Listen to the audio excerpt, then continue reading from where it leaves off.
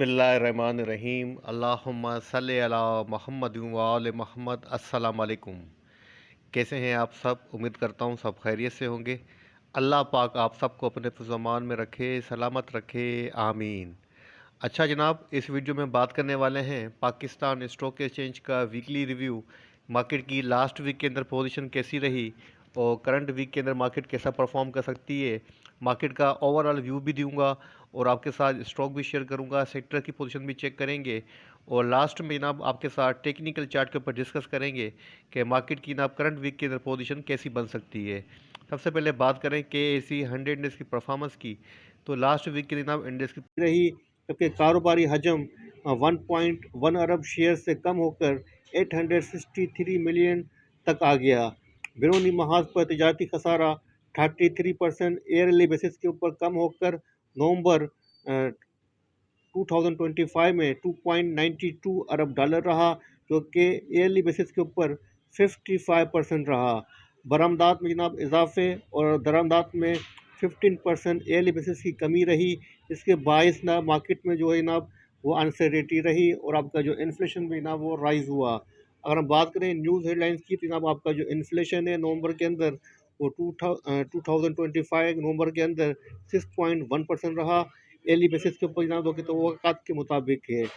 मज़ीद ये कि हुकूमत का कर्जा जो कि था जनाब PKR के अंदर 880 अरब, वो जनाब फिस्कल ईयर टू डेट तक जो है वो कम हुआ।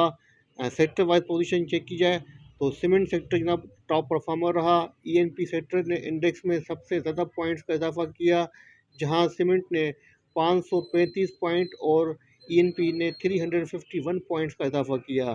सीमेंट सेक्टर ने जनाब 2% ईयरली बेसिस के ऊपर और घरेलू डिस्पैचेस लक्की सीमेंट गैर मुल्की तवसी मुताबिक जो है वो रैली दिखाती रहा। तो जनाब KSE 100 इंडेक्स की परफॉर्मेंस रही वीकली बेसिस के ऊपर पॉजिटिव रही। 1,67,086 के ऊपर वीक क्लोज हुआ है। 0.24% जनाब इंडेक्स पॉजिटिव रहा। 409 पॉइंट्स इंडेक्स ने गेन किए। KSE 30 इंडेक्स की बात की जाए तो जनाब वो नेगेटिव रहा, 0.2% नेगेटिव रहा।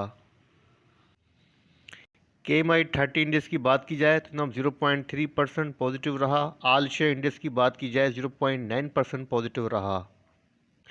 एवरेज डेली टर्नओवर शेयर्स की बात की जाए उसमें कमी नज़र आ रही है। 21.5% जनाब वॉल्यूम में कमी नज़र आ रही है एवरेज डेली टर्नओवर्स की। टॉप 5 वॉल्यूम स्टॉक्स की बात की जाए वीकली बेसिस के ऊपर, सबसे ज़्यादा जिसने वॉल्यूम जनरेट किए नाम नंबर 1 पे आता है WTL, सेकंड नंबर पे FNEL, थर्ड नंबर पे PTC, फोर्थ नंबर पे LPL, पाँचवें नंबर पे आता है BOP। अगर वीकली बेसिस के ऊपर जनाब सेक्टर वाइज पोजीशन चेक की जाए तो सबसे अच्छी परफॉर्मेंस हमें नज़र जो आ रही है वो वूलन सेक्टर की नज़र आ रही है, सेकंड नंबर पे लेदर की, थर्ड नंबर पे इन्वेस्टिंग बैंक्स की, फोर्थ नंबर पे रिफाइनरी, पाँचवें नंबर पे आ रहा है लेदर सेक्टर। इसके अलावा मुदारबा की भी पोजीशन जनाब बेहतर नज़र आ रही है। अगर नेगेटिव सेक्टर्स की बात की जाए, नंबर 1 पे आता है जनाब नेगेटिव सेक्टर्स के अंदर जूट, सेकंड नंबर पे टोबाको, थर्ड नंबर पे आता है जनाब फंड्स, फोर्थ नंबर पे ऑटो पार्ट्स, इसके अलावा टेक्सटाइल स्पिनिंग और पाँचवें नंबर पर आता है फर्टिलाइजर सेक्टर जो कि नेगेटिव रहे। अगर जनाब स्टॉक वाइज पोजीशन चेक की जाए, स्टॉक्स की परफॉर्मेंस चेक की जाए वीकली बेसिस के ऊपर, सबसे अच्छी परफॉर्मेंस रही जनाब BNWM की, जो कि अप रहा 19.7%। सेकंड नंबर पे रहा PTC जो कि अप रहा 14.0%। थर्ड नंबर पे सर्वी रहा जो कि 13.4% पॉजिटिव रहा। फोर्थ नंबर पे PIOC जो कि 7.6% पॉजिटिव रहा। TRG जनाब 7.4% पॉजिटिव रहा वीकली बेसिस के ऊपर। अब बात करें जनाब नेगेटिव स्टॉक्स की कि किन स्टॉक्स की परफॉर्मेंस बुरी रही टॉप लेगर्स की। नंबर 1 पे आता है थल जो कि डाउन रहा जनाब 3.9%। सेकंड नंबर पे AICL जो कि डाउन रहा 3.9%। थर्ड नंबर पे हम नेटवर्क जो कि डाउन रहा 3.7%। फोर्थ नंबर पे HGFA जो कि डाउन रहा 3.3%। इसके अलावा जनाब नंबर आता है FHM का जो कि डाउन रहा 3.3%। तो जनाब इन स्टॉक्स की पोजीशन हाइफा और FHM की पोजीशन नेगेटिव रही 3.3%। टॉप जो डिक्लाइनर रहा वो रहा थल जो कि 3.9% नेगेटिव रहा।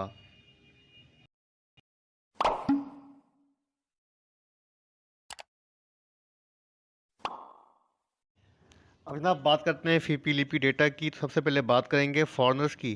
तो जनाब फॉरनर्स की जो नेट पोजीशन रही है वीकली बेसिस के ऊपर नेगेटिव रही है, सेल के ऊपर रहे। नेट जो सेल की है जनाब 9.65 यूएस मिलियन की नेट सेल की है।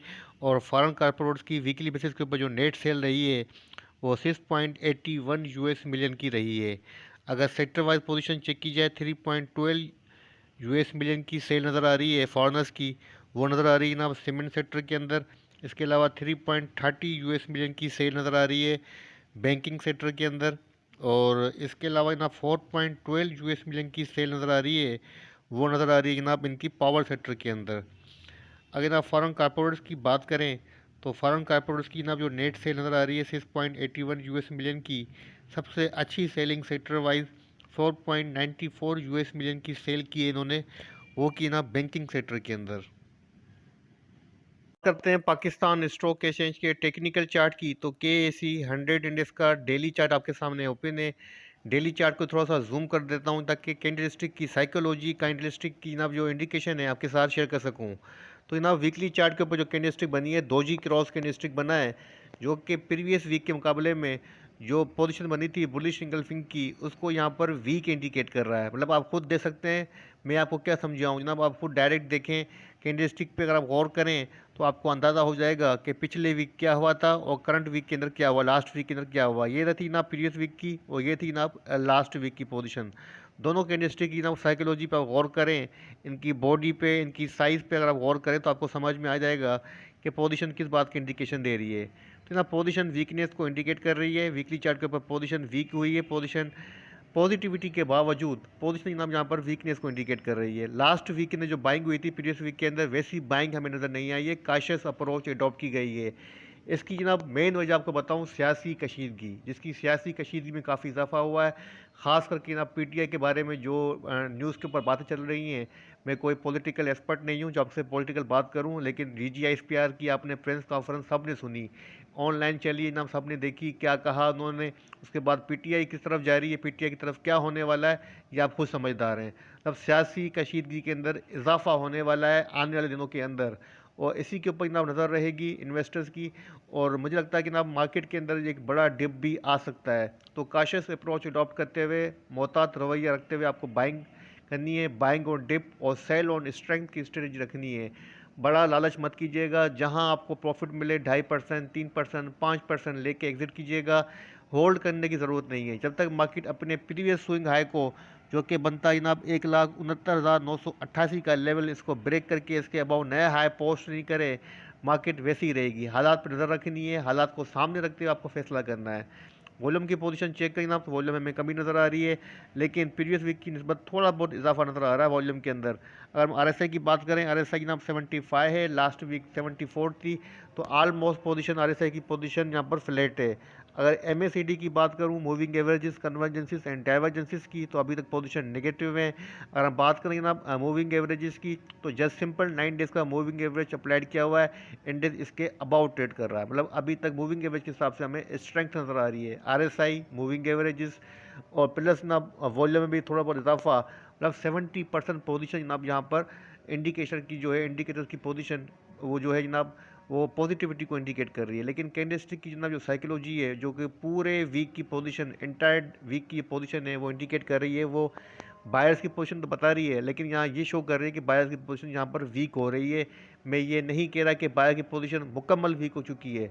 यहाँ कहने का मतलब ये कि बायर्स की पोजीशन प्रीवियस वीक की बनस्बत यहाँ पर वीक हुई है। तो ये इंडिकेशन होती है कि आपको यहाँ से सेलिंग भी आ सकती है। इसलिए मैं आपको कह रहा हूँ कि मोहतात रवैया रखिएगा। Buy on dip, sell on strength की स्ट्रेटजी रखनी है। मार्केट पोजीशन तकरीबन टेक्निकली न्यूट्रल है और अनसर्टेनिटी है, डायरेक्शन क्लियर नहीं है। हालात पे नज़र रखनी है, हालात के हिसाब से मार्केट जो है मूव करेगी। इसी के साथ इजाज़त दीजिए, दुआ में देखिएगा। अल्लाह हाफिज़।